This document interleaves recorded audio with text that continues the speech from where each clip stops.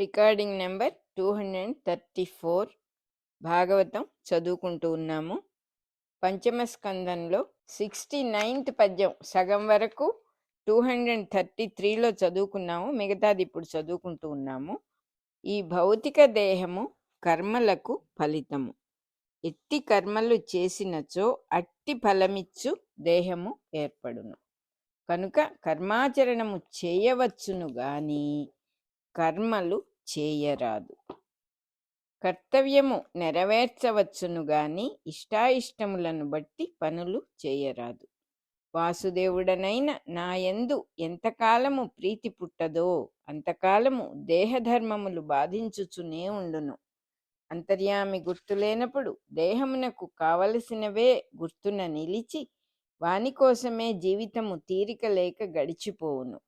శాస్త్రాదులు చదివినవాడైనను దేహమునకు ఇంద్రియములకు వేడుక పడినచో స్త్రీ పురుష సుఖము మనస్సును బంధించును. దానికోసమై స్వీకరింపబడిన గృహస్థాశ్రమము వలన తానెవ్వడో గుర్తుండని మూఢత్వము కలుగును. గృహస్థాశ్రమము ధర్మ సాధనముగా కాక కామ సాధనముగా వినియోగింపబడును. మూఢుడై గృహస్థమును నిర్వహించువాడు సంసార బాధలలో బడి తాపములు చెందును. స్త్రీ పురుష దేహస్పర్శయందలి సుఖము ఇట్టి మూఢులకు హృదయమున అలంకారముగా ముడిపెట్టుకుని ఉండును. దానితో జీవించువానికి ఇల్లు పొలము భార్యాపుత్రులు డబ్బు అనువానియందు నాది అను వ్యామోహము కలుగును. అది కలిగిన నాడే నేను అను మోహముండును. మోహముతో స్త్రీ పురుషులు భార్యాభర్తలుగా జీవించినప్పుడు కలిగిన సంతానముపై నా వారు అను బుద్ధి పుట్టును. వారి కొరకు ఇల్లు వాకిలి డబ్బు సమకూర్చు ప్రయత్నములే జీవిత పరమావధి యగును. అందు మోహము పెరుగుటయే గాని తరుగుట ఉండదు. కనుక మోక్షస్థితికి చాలా దూరమగును. భార్యాబిడ్డలు మున్నగువారు సంసార స్థితిలో ఉన్నను తాను వారి నడుమనే ఉండి వారి యందు అంతర్యామిని చూచి నాటకముగా వినోదింపగలిగినప్పుడు సంసార బంధము తొలగును. లింగదేహము బ్రద్దలు కానిదే అంతర్యామి సాధన గాని మోక్షము గాని లేదు. లింగదేహము బ్రద్దలు కావలెనన్నచో నా ఈ చెప్పబోవు అంశములను సాధించుకొనవలెను. మోక్ష మార్గమున జీవించు పద్ధతి ఏది అని ప్రశ్నించుకొనుచుండవలెను. దానితో పరమగురువునైన నేను హృదయమున సాక్షాత్కరింతును. నాయందు భక్తియోగము అభ్యసింపవలెను. దేనికోసమైనను సుఖేచ్ఛతో యత్నము చేయరాదు. సుఖేచ్ఛ దప్పిక వంటిది. నీటి కోసమై తిరుగుటలో దప్పిక ఎక్కువగును. ద్వంద్వములను లెక్క చేయక జీవింపవలెను. చలి వేడిమి సంపద నిర్ధనత్వము ఉన్నగువానియందు మనస్సు పెట్టక కర్తవ్యము ఆచరించుచుండవలెను. ఏ లోకమునందైన ఇతర జీవులకు బాధ కలిగించు బుద్ధి మానవలెను. దేనిని నేర్చినను దేనిని అభ్యసించినను అందలి అంతర్యామిని స్మరింపవలెను గాని అందలి ఫలితములను స్మరింపరాదు. జీవితం ఒక తపస్సుగా సాధించవలెను. పనులను ఫలితములను ఉద్దేశ్యములను అంతర్యామికి సమర్పణము చేయు సాధనలో నిరంతరత్వము నిలుపుకొని వెలుగు పుట్టించుకొనవలెను. ఇది కావలెను అని కోరుట మనస్సు నుండి తప్పింపవలెను. అంతర్యామి అయిన నా కొరకు ఆచరించు పనులలో కల్పించుకుని సహాయపడవలెను. ఏ కథ విన్నను ఎవనిని గూర్చి విన్నను చెప్పినను అంతర్యామినే ఉద్దేశింపవలెను. నేనే దైవము అను వాక్యార్థము స్థిరము కావలెను. ఇతరులలోని సద్గుణములను నా గుణములుగా కీర్తించుటలో ముచ్చట పడవలెను. ఎవరి వైరమును మనస్సున నిలుపరాదు. అందరియందును సమమైన ప్రవర్తనము చూపవలెను. పరిస్థితులకు చెదరనట్టి శ్రమము సాధించుకొనవలెను. దేహములయందును గృహములయందును నేను నాది అను బుద్ధి విడువవలెను. ఆధ్యాత్మ విద్యను యోగాభ్యాసమును పెద్దల కడ నేర్వవలెను. నన్నొంటరి అయి సేవింపవలెను. తన దృష్టిలో నేను తప్ప ఇంకెవరూ లేకుండా చూచుకొనవలెను. ప్రాణాయామాదులతో దేహగతులను ఇంద్రియగతులను ప్రాణగతులను నియమము చేయవలెను. చేయవలసిన పనుల నుండి తప్పించుకొనుటకు ప్రయత్నింపరాదు. ఆ పనులు ఆచరించున్నప్పుడు నిర్లక్ష్యముగా చేయక నాయందు చూపవలసిన శ్రద్ధతో చేయవలెను. బ్రహ్మచర్య వ్రతమును పాటింపవలెను. దేహము నుండి ఆత్మవైపునకు తన ప్రజ్ఞను ఊర్ధ్వగతిగా ప్రయాణము చేయించు దీక్షతో ఉండవలెను. తాను చేయవలసిన పనులను ఏమరుపాటు లేక గుర్తుంచుకొనవలెను. మాట్లాడుచున్న ప్రతి అంశము ఆవశ్యకమో కాదో చూచుకొని మాట్లాడవలెను. సమస్తము నేనే అని చూచుచూ చరించవలెను. జ్ఞాన మార్గమును యోగ మార్గమును గౌరవముతో ప్రవర్తింపచేయవలెను. అనగా ఇతరులకు వీలైనంత వరకు బోధింపవలెను. తన ప్రవర్తనపై ఆధారపడిన ధైర్యము చెలింపరాదు. సత్వగుణము కలిగించు పద్ధతిలో ప్రవర్తింపవలెను. వీనిని పాటించినచో లింగ శరీరము బ్రద్దలగును. అటుపైన కూడా ఈ అంశములను విడువక నేర్పరితనముతో లోకమున ప్రవర్తింపవలెను. నేర్పరితనమనగా తాను పరిస్థితులలో చిక్కుకొనకుండుట, కావలెనన్న వానిని కూడా చిక్కుకొనకుండా చూచుట, అక్కరలేని వానితో మొగమాటమి పడకుండుట. హృదయమున నేను అను ప్రజ్ఞ ముడిపెట్టుకొని ఉండును. ఈ ముడియే అజ్ఞానము. ముడిపెట్టుకున్న ప్రజ్ఞయే అహంకారము. ముడిపెట్టు ప్రవర్తనయే కర్మబంధము. దానిని ఏమరుపాటు లేకుండుట అనబడు వాడి కత్తితో త్రెంపుచుండవలెను. ఈ విధమైన యోగమునందున్నవాడు గురువుగా తన కర్తవ్యము నెరవేర్చుచుండవలెను. గురువు శిష్యులకి స్థితి ప్రసాదించుచుండవలెను. రాజు తన పుత్రులకు ఈ స్థితిని ప్రసాదించి రాజ్యాంగమును నిలుపవలెను. అంతేకాని కర్మ ఫలములపై ఆసక్తి పుట్టించు సంభాషణలు చేయుట గాని అట్టి పనులు నేర్పుట గాని తగదు. నరులలో ఎక్కువ మంది ప్రయోజనములపై దృష్టి పెట్టుకుని పనులు చేయుచు మూఢత్వమున పడుచుందురు. ఇతరుల అజ్ఞానమును పోగొట్టి లోకమును బాగు చేయవలెను అను దృష్టి కూడా ఇట్టిదే. దానికి కావలసిన కర్తవ్యమే ప్రధానము గాని ఫలమును అపేక్షించుట కాదు. కర్తవ్యము సమర్పణ బుద్ధితో జరుగును. ఫలితము స్వార్థ బుద్ధితో స్మరింపబడును. ఎంత మంచి పని అయినను పరోపకారమైనను నా వలన జరుగవలెనని కోరినచో దుఃఖమే కలుగును. ఎంతవరకు నెగ్గితిమి అని చూచుకొనుట కూడా కర్మబంధమగును. ఎక్కువ మంది తెలియక ఇహలోక సౌఖ్యములనే మనస్సున కోరుచుందురు. ఆహారము దేహపోషణమునకు అనున్నది పరలోక దృష్టి. మన రుచి కోసము అనున్నది ఐహిక సుఖము. రెండవ దాని యందు ప్రయత్నము నిలిపినచో ప్రతిదినము తాను కోరిన కూరలతో భుజించుటయే తప్ప జీవితము అను మాటకు అర్థముండదు. కర్తవ్యములను ఆచరించువాడు గడియారమును వాడినచో అది పారలౌకికమైన వినియోగము.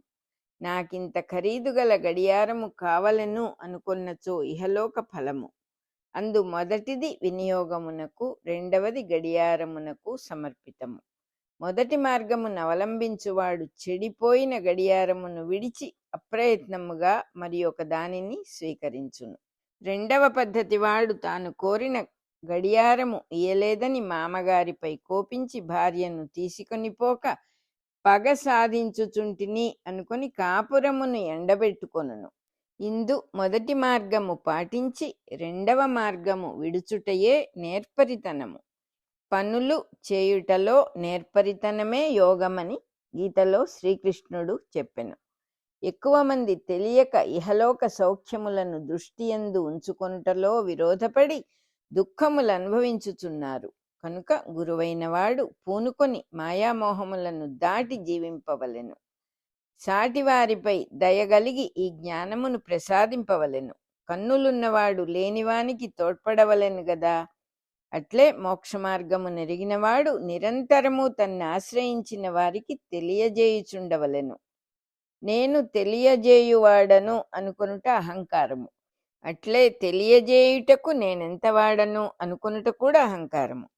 ఇచ్చట కర్తవ్య నిర్ణయము చేయుచున్నది అంతర్యామియే గాని తాను కాదు. పూర్వము దేవుడు విష్ణుచిత్తునకు దర్శనమిచ్చి పాండ్యరాజునకు జ్ఞానము ప్రసాదింపుమని ఆజ్ఞాపించెను.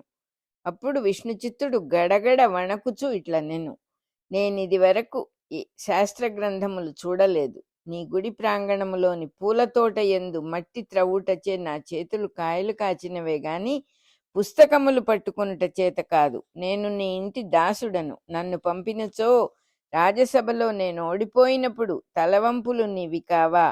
నీ ఆలయము కడుగుమనియో బిందెతో తీర్థము తెమ్మనియో ధ్వజస్తంభము ఎక్కి దీపము వెలిగింపమనియో నన్ను ఆజ్ఞాపింపవలను గాని వాదించుటకు పంపనేలా అని వినయపడెను. వెంటనే స్వామి చిరునవ్వు నవ్వి, ఎవరిని పంపవలెనో నిర్ణయించుట నీ ఇష్టమనుకొంటివా?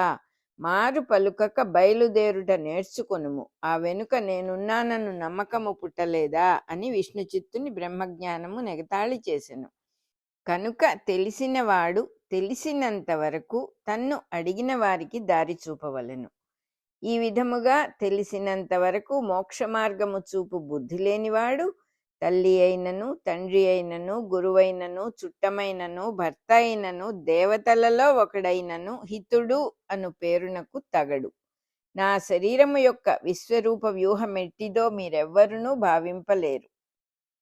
నా మనస్సు సత్వగుణ రూపము కనుక ధర్మ సమేతము పాపరహితము.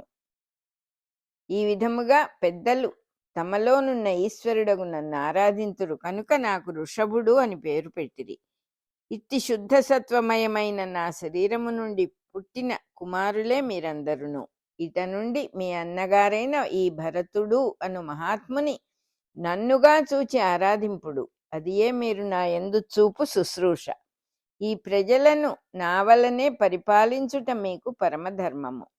శిష్యులు భక్తులు తాము గురువుగానో అవతారమూర్తిగానో భావించునట్టి మహనీయునకు చేయగల సేవ ఎట్టిది? వానికి భోజన భాజనాదికములమర్చుట మున్నగు పనులు మాత్రమే కాదు, మహనీయుల దరిచేరి బ్రతుకుటకై ఎవడైనను ఉపచారము చేయుటకు ఇష్టపడును. అది స్వార్థమే అగును గాని సేవ కాదు. అతడు మరి ఒక తావునకు పోవునప్పుడు దుఃఖించి బెంగ పెట్టుకొనుటయూ కాదు. అతడు దేహము విడుచుచున్నప్పుడు పందెముతో అందరికన్నా బిగ్గరగా ఏడ్చుటయూ కాదు. అతడు చూపిన మార్గమున నడుచుట, అతని అనుష్ఠానం అధిష్ఠించుట, అతని పరోక్షమున మహనీయులలో అతనిని చూడగలుగుట నిజమైన శుశ్రూష. ఈ ధర్మము కూడా ఇచ్చట ఉపదేశింపబడినది. జీవరాశులలో వృక్షములు చైతన్యము గలవి. వానికన్నా భోగములు అనుభవించు నరులు శ్రేష్ఠులు. వారికన్నా జ్ఞానమునార్జించువారు శ్రేష్ఠులు. వారికన్నను తమ జ్ఞానమునందు మౌనము పాటించువారు శ్రేష్ఠులు. వారికన్నా సిద్ధులు, వారికన్నా జ్ఞానదేవతలు, వారికన్నా గంధర్వులు, వారికన్నా సృష్టిదేవతలు, వారికన్నా ఇంద్రియాధి దేవతలు, వారికన్నా దక్షాదులకు మహనీయులు శ్రేష్ఠులు.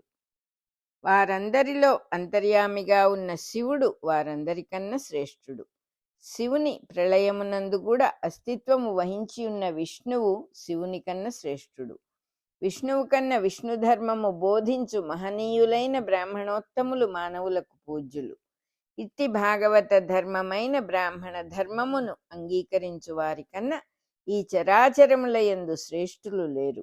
వారు భుజించు భోజనము వలన నాకు సంతృప్తి అగ్నిహోత్రాదుల వలన కలుగదు. ఈ సృష్టి రూపమైన నా దేహము లోక శ్రేయస్సునకై వర్తించుచున్నది. అదియే నా పరబ్రహ్మము యొక్క స్వరూపము. అందలి సృష్టి విజ్ఞానమైన వేదమునకు కూడా ఈ నా దేహమే రూపము. దీనికి తుది మొదళ్ళు లేవు. ఇట్టి నా దేహమునందు నా దేహములనే ధరించి వర్తించువారు బ్రాహ్మణ ధర్మమును అంగీకరించినవారు. సృష్టి యథార్థ స్వరూపము తెలిసి శమదమాది గుణములు కలిగి సత్యవాక్కుతో తపస్సుతో లోకమును అనుగ్రహించు బ్రాహ్మణుడే సద్గురువు. కనుకనే నేను మిక్కిలి భక్తితో వారి దేహములను ధరించి తిరుగుచుందును. వారు నా దేహములను ఎరిగి పూజ్యభావముతో ఆశ్రయింపవలెను. ఈ పద్ధతిలో బ్రాహ్మణ ధర్మమును అనుష్ఠించి బ్రాహ్మణులను ఆదరించి నరుడు మాయను దాటి ఈ దేహముననే మోక్షమును అనుభవించుచున్నాడు. ఇట్లు సదాచారులైన తన కుమారులకు కర్తవ్యం ఉపదేశించి లోకమును శాసింప నియమించిన మహాత్ముడైన వృషభుడు సృష్టిజీవులకు మిత్రుడు. అతడు లోకమునకు కర్మ పరిత్యాగము నేర్పెను. ఉపశమనము కావలసిన మునులకు భక్తి జ్ఞాన వైరాగ్య లక్షణముల సమన్వయ శాస్త్రమైన పరమహంస ధర్మమును ఉపదేశించెను. తన నూరుగురు కొడుకులలో పెద్దవాడగు భరతుడు పరమ భాగవతుడు, భాగవత జనులకు భక్తుడు. ఇతనిని రాజుగా పట్టాభిషేకము చేసి తాను గృహమందే దేహపోషణ మాత్రమైన ఆహారాధికముతో కొంతకాలము గడిపెను.